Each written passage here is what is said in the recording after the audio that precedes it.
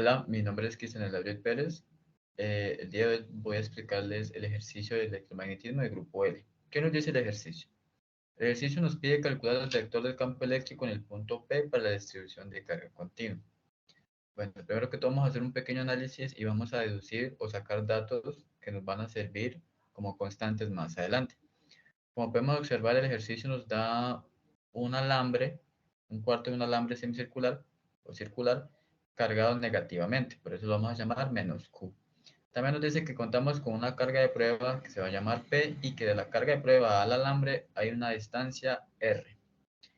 Para hallar el campo vectorial, el vector del campo eléctrico, perdón, lo primero que hacemos es ubicar un diferencial de carga, que en este caso lo voy a llamar dQ, y posteriormente lo que hacemos es unirlo con nuestra carga de prueba, P. Y ahí tenemos que tener en cuenta que el diferencial de carga siempre va a ser positivo y el ejercicio nos lo está dando con una carga negativa, o sea, el vector va a presentar una atracción. Entonces, el sentido del vector va a ser entrando al diferencial de carga, o sea, va a ser positivo. Y diferencial de carga también lo podemos descomponer en sus componentes, valga la redundancia, como lo es en X, que tenemos el diferencial de campo eléctrico en X, diferencial de campo eléctrico en Y, y también podemos ubicar un ángulo que se encuentra del diferencial de campo eléctrico al eje X. Lo vamos a llamar teta o ángulo. Posteriormente, lo que hacemos es armar el diferencial de campo eléctrico, que nos va a quedar igual al diferencial de campo eléctrico en X, en dirección Y. La dirección va a quedar positiva porque el ejercicio nos está mostrando el primer cuadrante nada más. O sea, tanto X como Y es positivo. Más el diferencial de campo eléctrico en Y en dirección J. Pero por definición sabemos que el diferencial de campo eléctrico se representa en la magnitud. O sea, entonces va a quedar igual a la magnitud por el coseno del ángulo, que en este caso, pues, como observamos, el ángulo toca o es perpendicular o es semejante al eje X. Entonces podemos deducir que en X va a ser coseno y en Y va a ser seno. Entonces va a ser la magnitud por el coseno del ángulo en dirección Y más la magnitud por el coseno del ángulo en dirección J. Pero nosotros sabemos que la magnitud del diferencial de carga tiene un valor pues igual a 1 sobre 4 pi epsilon sub 0 por el diferencial de carga por el r cuadrado. Este 1 sobre 4 pi epsilon sub 0 lo conocemos como la permeabilidad eléctrica de vacío. O también se puede representar como la misma constante de la ley de Coulomb. Este de Q pues, es el diferencial de carga y este r al cuadrado es la distancia de la separación.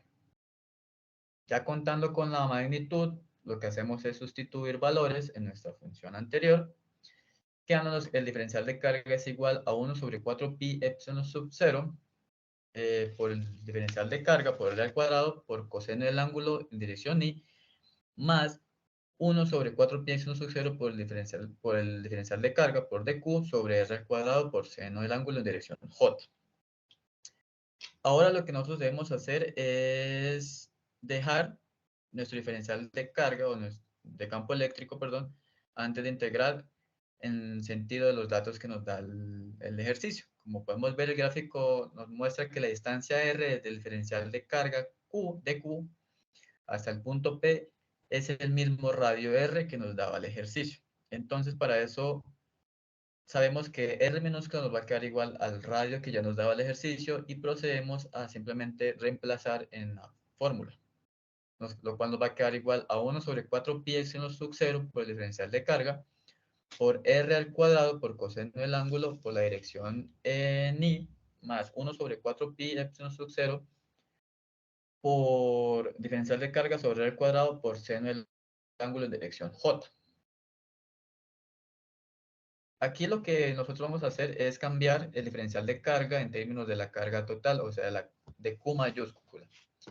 Y para eso conocemos que el diferencial de carga o de Q es igual a lambda por dl, donde lambda la conocemos como la densidad lineal de la carga y el dl sería el largo del alambre.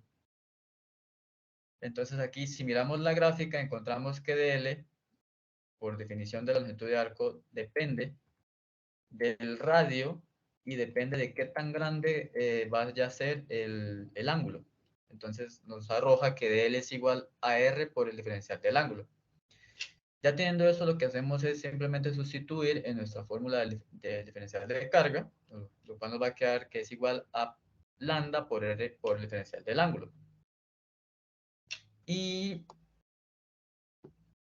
por definición, sabemos o podemos, no debemos dar en términos de lambda, ya que, o sea, hay que cambiar lambda partiendo de la definición de la densidad lineal de carga, lo cual nos dice que lambda es igual a la carga total sobre la longitud. Y pues tomamos Q positivo porque el sentido si el sentido de la carga o el negativo lo tomamos simplemente para saber la dirección que va a tomar el diferencial del campo eléctrico. Entonces va a quedar lambda sobre igual a Q por L, donde L es la longitud del cuarto del círculo, o sea, va a ser L igual a pi por R. Luego, pues simplemente lo que hacemos es reemplazar en nuestra función o nuestra fórmula de lambda, quedándonos como 2Q por pi por R, y simplemente podemos sustituir en nuestra fórmula diferencial de carga, de dq, quedándonos dq igual a 2Q sobre pi por R por del ángulo. Y aquí podemos simplificar los radios. Se van los radios y obtenemos que el de Q es igual a 2Q sobre pi por el diferencial del ángulo.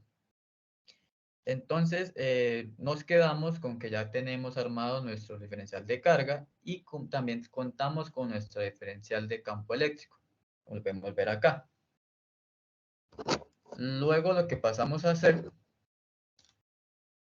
es a sustituir en nuestra función, obteniendo pues lo siguiente.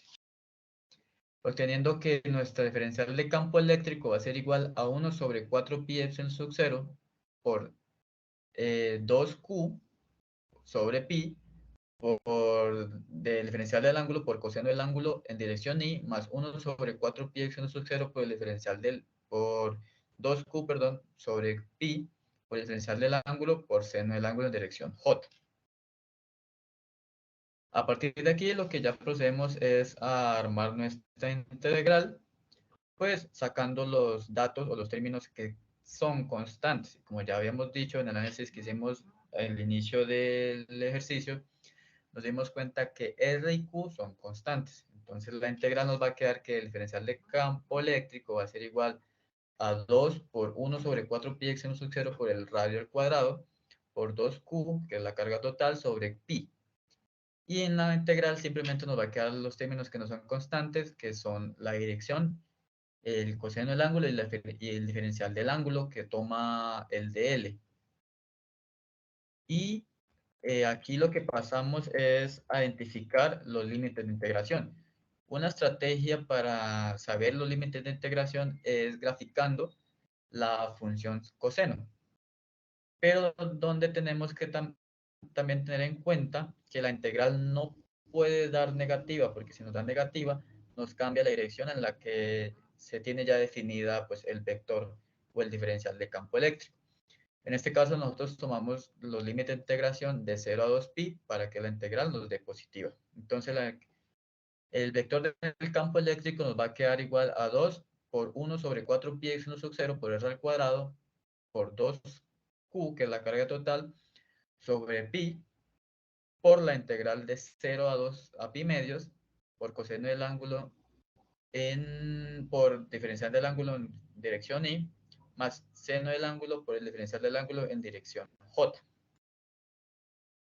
Aquí lo que hicimos ya fue simplemente evaluar la integral, lo cual nos arrojó que el vector del campo eléctrico es igual a 2 por 1 sobre 4 pi x sub 0 por r al cuadrado por 2q sobre pi por seno del ángulo evaluado de 0 a pi medios en dirección y más menos coseno del ángulo evaluado de 0 a pi medios en dirección j. Ya evaluando los resultados que nos dio la integral en los límites, nos queda que el vector del campo eléctrico es igual a 1 sobre 4 pi x seno sub 0 por r al cuadrado por 2q sobre pi por seno de pi medios menos seno de 0 en dirección y, más menos coseno de pi medios más coseno de 0 en dirección j.